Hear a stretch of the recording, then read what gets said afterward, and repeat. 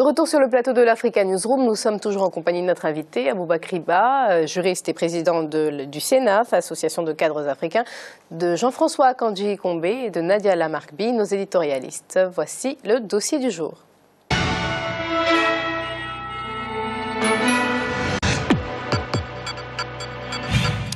Double problème écologique et économique. L'érosion côtière au Sénégal menace des régions entières. Le tourisme est par conséquent menacé. Et depuis quelques années, le gouvernement et des associations non gouvernementales multiplient les initiatives pour sensibiliser les autorités et les populations sur cette catastrophe environnementale qui se profile si rien n'est fait. Un reportage de Djibril Fofana, correspondant au Sénégal.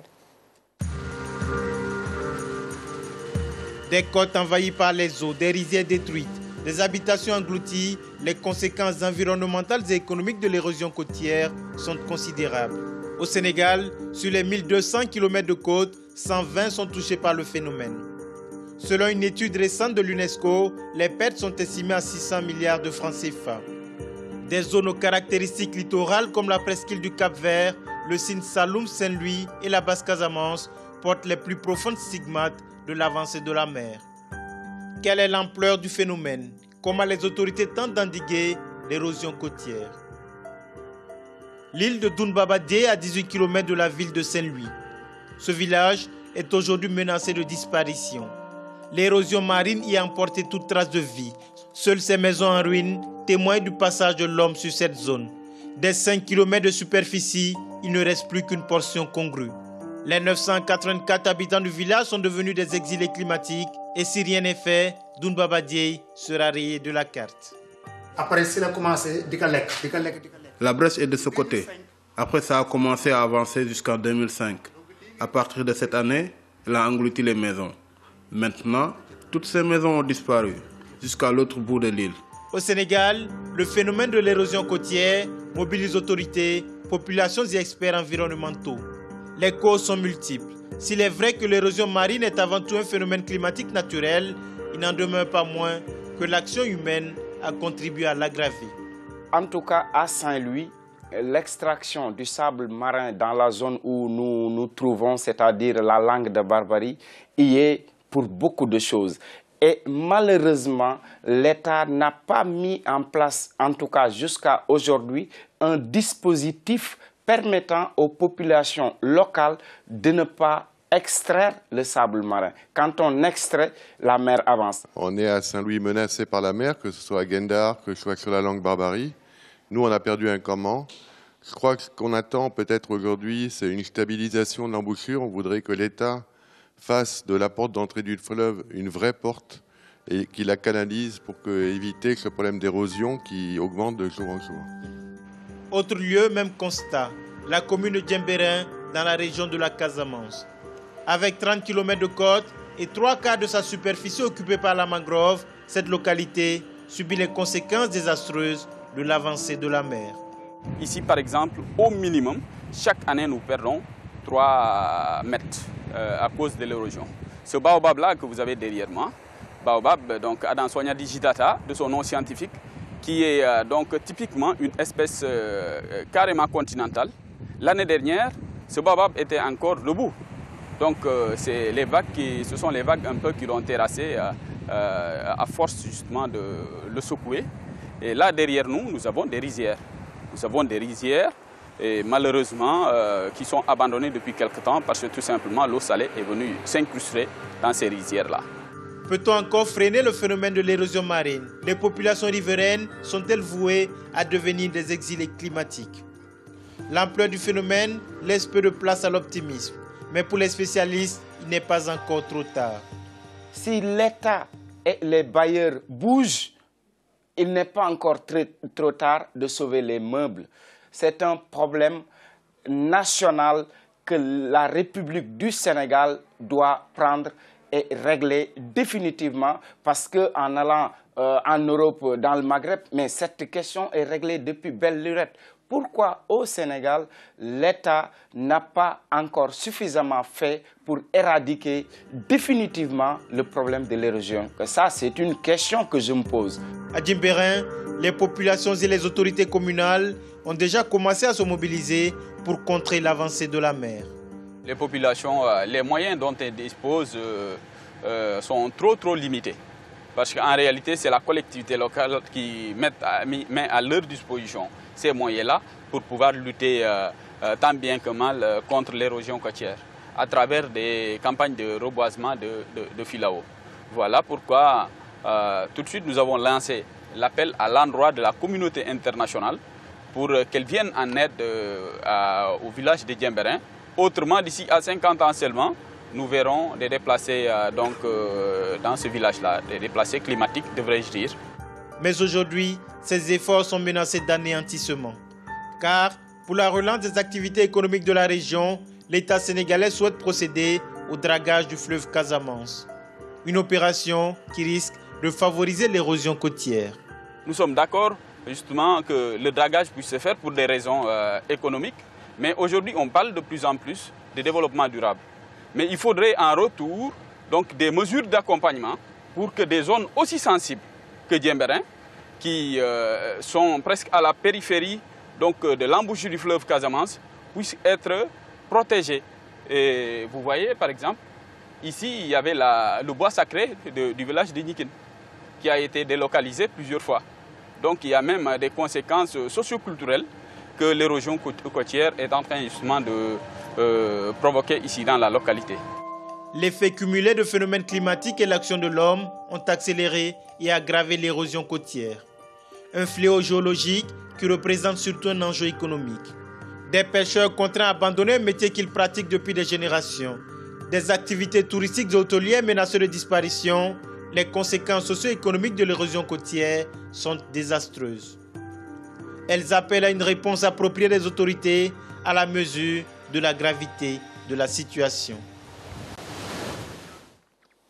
Aboubakr Riba, alors, on se positionne de deux manières. Il y a ceux qui considèrent qu'il faut lutter contre l'érosion côtière, aux autorités de s'occuper de ça, et ceux qui considèrent qu'on ne peut pas lutter contre les changements climatiques, qu'on ne peut pas lutter contre cela, et que c'est à l'homme de s'adapter à cette situation. Alors, qu'en dites-vous ?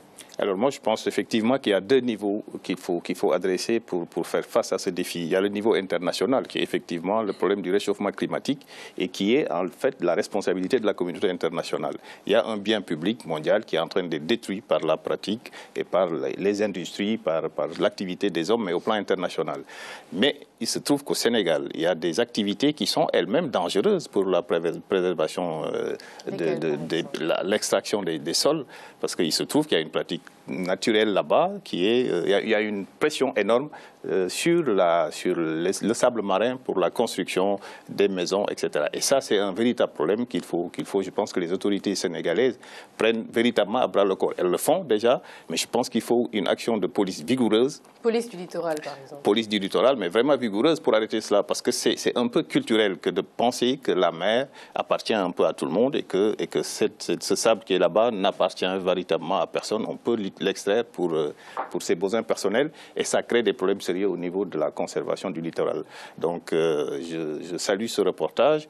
Je voudrais attirer l'attention de vos téléspectateurs sur le fait que les autorités sénégalaises ont commencé quand même depuis un certain temps, depuis une dizaine d'années, à vraiment prendre à bras le corps ce problème en mettant sur place un ministère dédié à ces questions-là, ministère du Développement durable et de l'Environnement, mais aussi à créer des réseaux de coopération avec des organisations internationales pour les appuyer dans la mise en œuvre de politiques tendant à régler ce problème-là, notamment l'UNESCO, qui aide dans le cadre du programme Man and Biosphère, le Sénégal a un peu réfléchi sur cette question. Mais c'est un enjeu extrêmement important pour le Sénégal et pour peut-être les autres pays côtiers qui nous entourent. Effectivement, beaucoup de pays sont touchés, justement. Certains ont mis en place certaines mesures pour lutter contre l'érosion côtière, mais qui s'avèrent discutables à l'heure actuelle. Par exemple, les digues dans certains pays sont contestées. On estime qu'à long terme, elles ont des conséquences encore plus graves.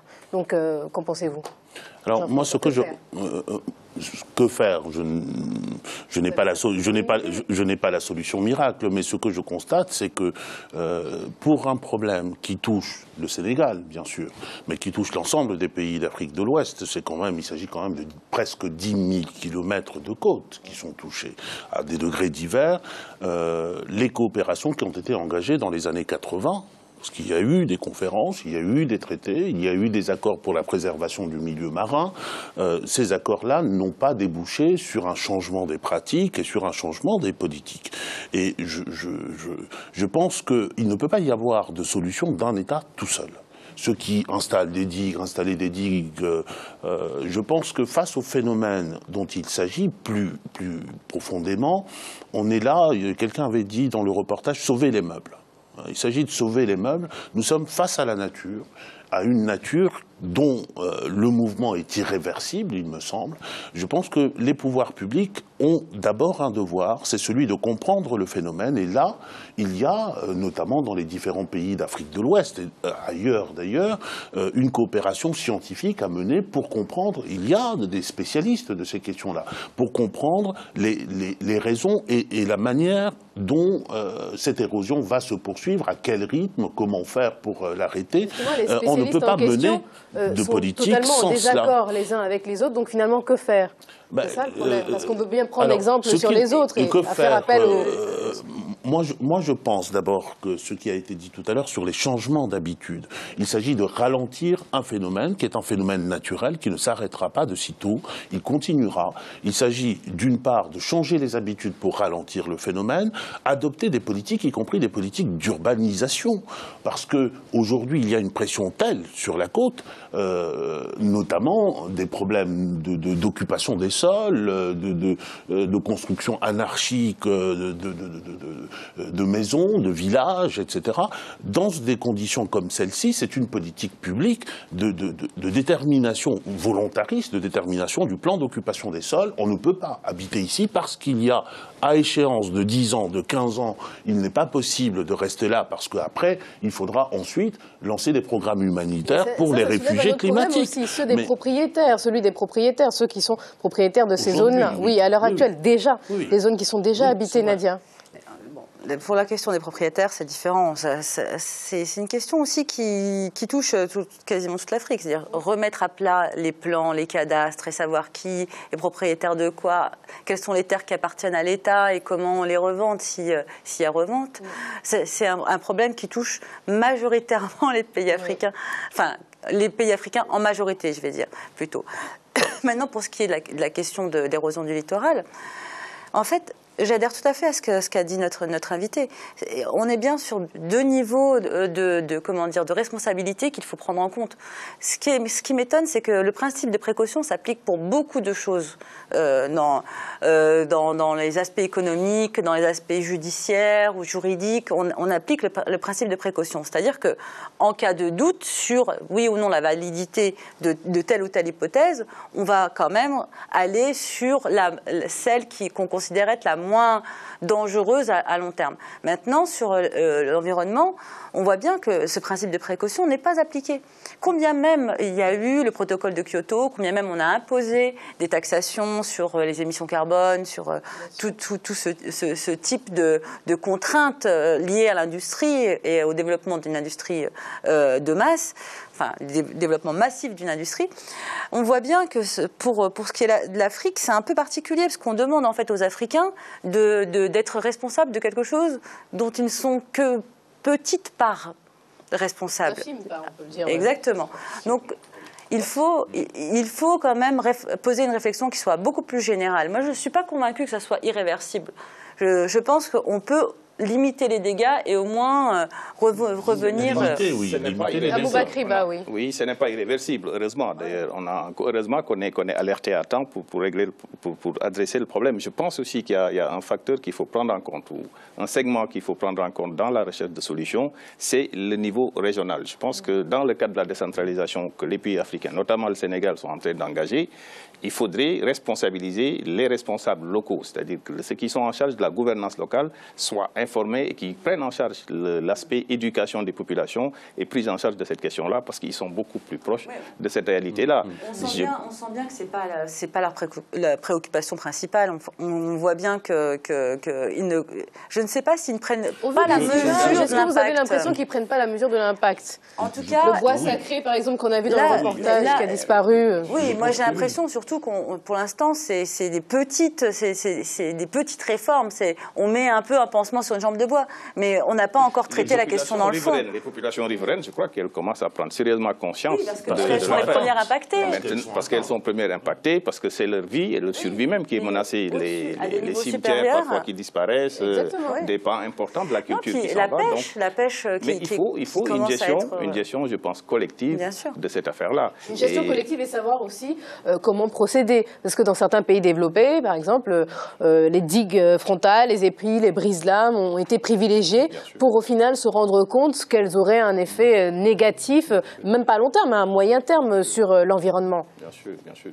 Je sais que ça a été initié au Sénégal. On a essayé d'utiliser ce système de brise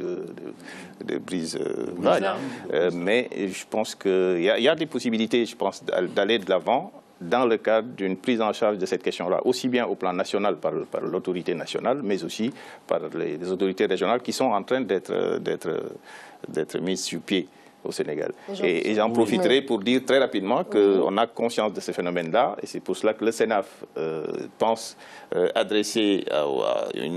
organiser une conférence sur la question de la décentralisation et les questions environnementales. On souhaiterait pouvoir demander au ministre de l'aménagement du territoire et de la décentralisation du Sénégal, qui a décidé de venir, qui a accepté de venir et en parler avec nous ici en France, lui demander également de réfléchir sur la meilleure prise en charge de ces questions environnementales-là par les nouvelles collectivités locales qui seront créées. Jean-François. Moi, ce que je crois, c'est que ce reportage est bienvenu pour alerter sur la nécessité d'adopter ce que l'on appelle des politiques de développement durable. C'est-à-dire des politiques de développement durable qui changent la vision des gens par rapport à leur environnement. La mer dont il s'agit ici, cette mer-là, elle a été gérée, non seulement au Sénégal, mais partout, comme étant une pourvoyeuse de richesses, de nourriture, on pêche, on va chercher des hydrocarbures, etc. Mais on ne songe pas aux générations futures, notamment, parce que nous sommes également en responsabilité de la gestion de ces ressources-là. Les premières ressources qui sont nécessaires à notre survie en tant qu'êtres humains, c'est d'abord les ressources naturelles, la mer, la terre. On l'est de plus en plus. On l'est de plus en plus, mais je pense que c'est une vision globale qui doit rejaillir sur des habitudes quotidiennes, où lorsque l'on va pêcher, ou même lorsque l'on va à la plage, parce que c'est aussi un des facteurs de pollution, lorsqu'on va à la plage, on ne laisse pas ses déchets sur la plage, lorsqu'on va pêcher, on ne laisse pas la pirogue qui ne va plus dans la mer, enfin, les pratiques qui avaient été rappelées tout à l'heure, notamment d'exploitation des sables, il y a des habitudes qui sont à prendre, ça ne dépend pas seulement des politiques. Et je crois beaucoup dans la responsabilisation des populations au plan local. Moi là-dessus, je suis plus mesurée que Jean-François, parce qu'en fait, on oppose souvent développement et industrialisation à développement durable. Et souvent, on fait porter le chapeau, la responsabilité aux citoyens, on lui demande à lui d'être celui qui va sauver la planète, alors qu'on laisse à côté se faire de la vraie pollution qui, pour le coup, détériore de manière profonde les sols et l'air. En fait, nous sommes d'accord. Hein. Voilà. En fait, en même temps, on laisse se faire. A-t-on réellement le choix ?